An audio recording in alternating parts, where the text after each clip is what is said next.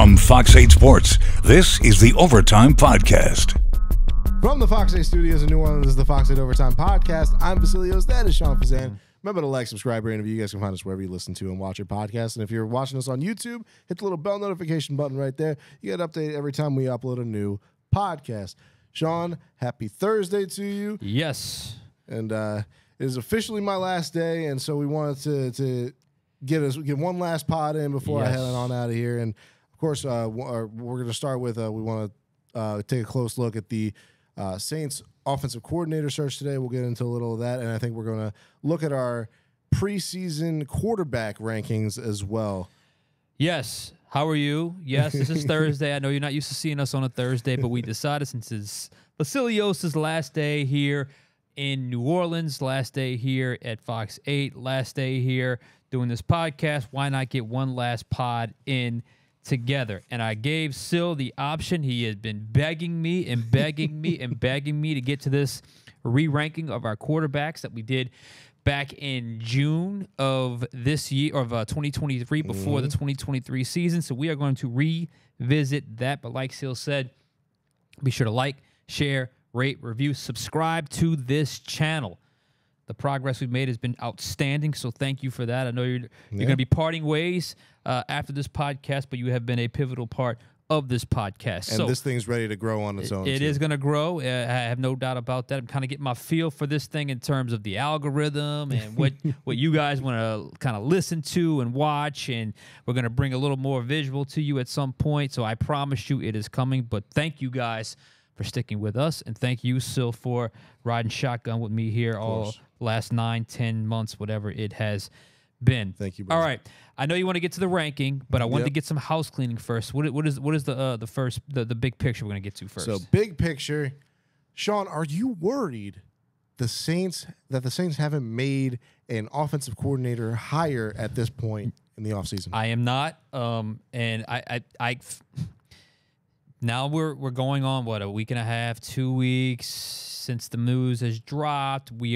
I'm starting to get the little bit of the anxiety from the fan base, from the viewers, social media, just whatever the case may be. But here is the cold, hard facts. This is the reality. The Saints, along with the Carolina Panthers, the Tampa Bay Buccaneers, the New England Patriots, the Cleveland Browns, the Philadelphia Eagles, the LA Chargers, the Seattle Seahawks, the Atlanta Falcons, the Washington Commanders, Las Vegas Raiders, and Tennessee Titans are all looking for an offensive coordinator. By my count, that is 12. Now, look, if something has been updated or if I'm wrong about that, let me know. But I think those are all the teams that are looking. At some point, Cincinnati was, and at some point, Chicago was. They have both filled those positions. But that's the only two. There are still 12 openings, and of those 12, 8 of them, Tampa Bay, Saints, New England, Philly, Seattle, depending on who they hire as head coach, Atlanta, they just hired Raheem Morris. We'll see what happens with Washington, and Las Vegas. So potentially 8 are the primary play caller, not just the OC and title only. I'm assuming Harbaugh is going to call plays with the Chargers. Stefanski has always called plays with the Browns. Tennessee just hired a young up-and-coming offensive mind, so I'm assuming he's going to call plays in Brian Callahan. And Carolina just hired Canales from Tampa Bay. So I'm assuming he would call plays as well. But I guess my point is simply this. The Saints are not the only team searching for an offensive coordinator. And if you're starting to look and see the names that are popping up, they're all coming from a similar tree.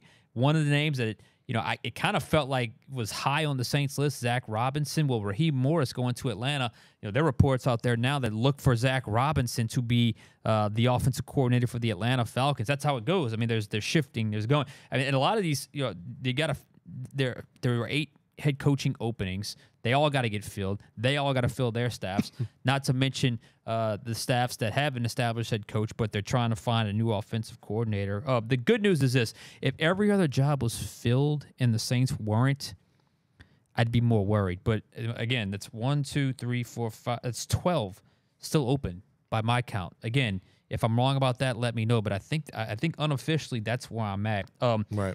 I would look for next week to be a prime week because next week is the Senior Bowl. And Senior Bowl, if you don't know, it's like an unofficial coaches convention. There are coaches, there are GMs, there are agents, there are prospects, there are media members. So a lot of news gets broken there, and a lot of deals get brokered there at the Senior Bowl. It just happens. There are those little intervals in the offseason where this happens quite a bit. So I would look for next week for things to really start heating up.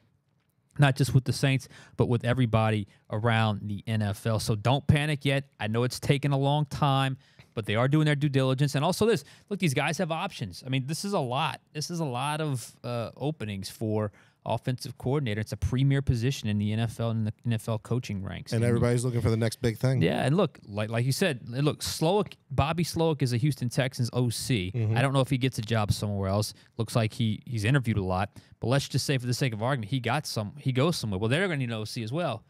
So there's all the connectivity and all these guys, when these staffs get filled out and these head coaching jobs get filled, things start to sort themselves out. So don't panic yet. I'm not panicking yet. I don't have a read on who they're high on right now. I know there's some out there that are kind of on this, well, maybe it's John Gruden all along. I don't know. I don't know. I'm not discounting John Gruden. I don't know if he's formally interviewed for the job yet, or if it's that's the job he would interview for. So there are a lot of factors at play. The bottom line is, these things take time. It's a premier position. And by the way, it's not just offensive coordinator the Saints have to fill. You got a wide receivers coach, a new senior assistant, whatever that is. And who knows if a new OC may look at the offensive line situation and want a new offensive line coach. Who knows? So there's still a lot to be sorted out. So don't panic just yet. But I understand why there's a little bit of anxiety, because y'all want to know who the new guy is going to be. And that's going to be that hire is going to be something that I guess either excites or disappoints the fan base. And I think they want something to be excited about going into this offseason, because it's been doom and gloom since the season ended. For sure. And so, like you alluded to at the beginning of the show, Sean, we formed our own quarterback ranking lists, respectively, back in June. And I looked at mine last night, kind of putting it together. I'm like, boy, did I have some stinkers on here. Yeah. But I was right on a couple of them, and I kind of wanted to get to. Yeah. I wanted to just rehash this now that we're at the AFC Championship games. Yeah. Or the AFC Championship game, NFC Championship game, and I wanted to just rehash. So, who did you have at your top five? Let's kind of just like go. We'll go old and then new. Yeah, old and new. All right. Yeah. My original top five was Mahomes, Burrow, Allen, Rodgers, Herbert. My new top five is Mahomes, Allen, Jackson. If we would have had this after the Super Bowl, maybe that would be flip-flopped. Mahomes, Allen, Jackson, Burrow, Herbert is my top five. All right, so my top five, I got Mahomes at number one still. I got he stated the number one for both lists. At number two on my old list, I had Joe Burrow. I have Lamar Jackson at number two now. Figured. I mean, he's about to win his second MVP. He's been awesome. And then number three was it's the same Josh Allen on both. Number four, I had Jalen Hurts on the old one. It's kind of hard to keep him up there, so I dropped him, and I ended up moving. I can't even read my own handwriting right now. I ended up having Brock Purdy at number four. Whoa. Yeah. Okay. So that's the new one. Who's your five? At number five, the old one was Lamar Jackson. At current number five is Justin Herbert. Okay. Not Purdy's different. And I like Purdy, but I don't have him in the top five. All right, 6 through 10. You ready? Yep. Go for it. All right, my old 6 through 10. At 6, I had Lamar Jackson. At 7, I had Matt Stafford. At 8, I had Trevor Lawrence. At 9, I had Jalen Hurts. At 10, I had Cousins. Now my new one. I have Stafford at 6. Lawrence at 7. You're gonna hate me on this one. Aaron Rodgers at 8. I still got to keep him in the top 10.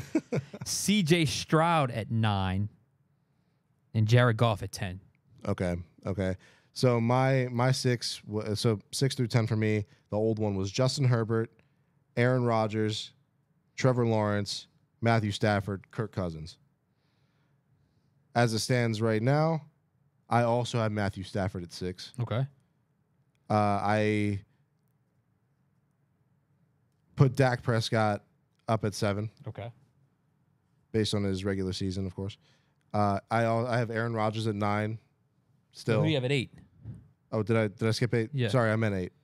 Aaron Rodgers at 8. Okay, so we're in agreement. We're in agreement with that. Okay. Yeah. And then I have Geno Smith at 9. Whew. Look, he did it 2 times in a row, 2 times in 2 seasons. You gotta respect it. And then I have God, I really am terrible with my hand. It's your own handwriting. And CJ Stroud at 10. CJ Stroud at 10. All right. So you can see that it's all over the place once you get out of those top tier guys. All right, 11 through 15. Yeah. I had Derek Carr at 11, Dak Prescott at 12, Russell Wilson at 13, Ryan Tannehill at 14, and Daniel Jones at 15. The new 11 through 15 goes like this: Dak Prescott at 11, Kirk Cousins at 12, Tua at 13, Purdy at 14, and then Hurts at 15. All right, so my old list for 11 to 15 was Daniel Jones at 11. He took a tumble for sure. Derek Carr at 12, Dak at 13, Geno Smith at 14, and Jordan Love at 15. Mm-hmm. So at 11, I have Jordan Love. He moved up. Ooh, that's your guy. I told you, top 15 quarterback. I need to Book see it more. Anyway, go ahead. All right, and then at 12, I have Kirk Cousins. Okay. And then I moved down to Carr. Carr dropped 1 spot for me. He's down to 13 from 12. Carr? Yeah. Okay. And then Russell Wilson at 14. He put up some decent numbers this season. And Tua at 15. Tagovailoa at 15. All right. That's interesting because I've been as high on Carr as anyone, and yet you have him ranked higher in your list than I do. So 16 through 20, my old list was Goff, Kyler Murray, Deshaun Watson, Tua, and Mac Jones. Now it's 16. I have Derek Carr right in the middle. Derek Carr lands right in the middle in terms of quarterbacks in the NFL. Again, this is all, I mean, what when you get to kind of that 11 through 20 range. Yeah. Then I have Baker Mayfield, then Jordan Love, then Deshaun Watson, then Russell Wilson. So 16 Carr, 17 Baker, 18 Love, 19 Watson, 20 Wilson. Okay, my old list was 16 Wilson, 17 Watson, 18 Jimmy G, 19 Mac Jones, and Tua at 20. My new list is Baker at 16. Still Deshaun Watson staying same at 17. Mm-hmm. Didn't see enough to drop him or raise him at all. I got Jared Goff at I know. Jared Goff at 18 there. Even though he made it. Mm-hmm. Anyway. Kyler Murray, I'm not a Kyler Murray guy, but I moved him up to 19. Mm. And at 20, I got Kenny Pickett. 20 Kenny Pickett. Okay. 21 through 25. You ready? Yep, let's do it. I had old one. I had Pickett, Geno Smith, Justin Fields, Jimmy G, Baker Mayfield. Mm-hmm. Okay, so now 21, I have Geno Smith. 22, I have Justin Fields. 23, Kyler Murray. 24, Daniel Jones. And 25, Kenny Pickett. Okay. What do you have? So my old list, 21 to 25, was Tannehill, Pickett, Bryce Young, Brock Purdy at 24. Mm-hmm. I also had a slash Trey Lance because I didn't know who was going to get that job to start the season. And then Baker Mayfield, Kyle Trask at 25. So now I have Bryce Young at 21. I have, well, Tannehill's probably his career. I took him up. I took put him up, yeah. Levis on the Levis, list. yeah. So yeah, I guess I would I put Tannehill's name. I probably should have crossed it out and put Levis, but Levis is going to be at my 22. Mm-hmm. And then I'll put I put Justin Fields at 23, Kyler Murray at 24, and Sam Howell at 25. Okay. So 26 through 30 for me. You ready? Mm-hmm. I had Purdy, Trey Lance. Remember that debate? Yeah. 26, Desmond Ridder, Jordan Love, Sam Howell, Bryce Young. That's 26 through 30. Now, on my new one, I have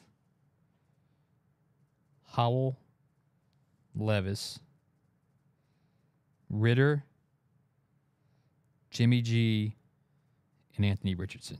Closing out, that's 26 through 30. So Richardson at 30 with only 3 games comes in. I'll just finish it off. Comes in ahead of Bryce Young at 31, and then Mac Jones at 32.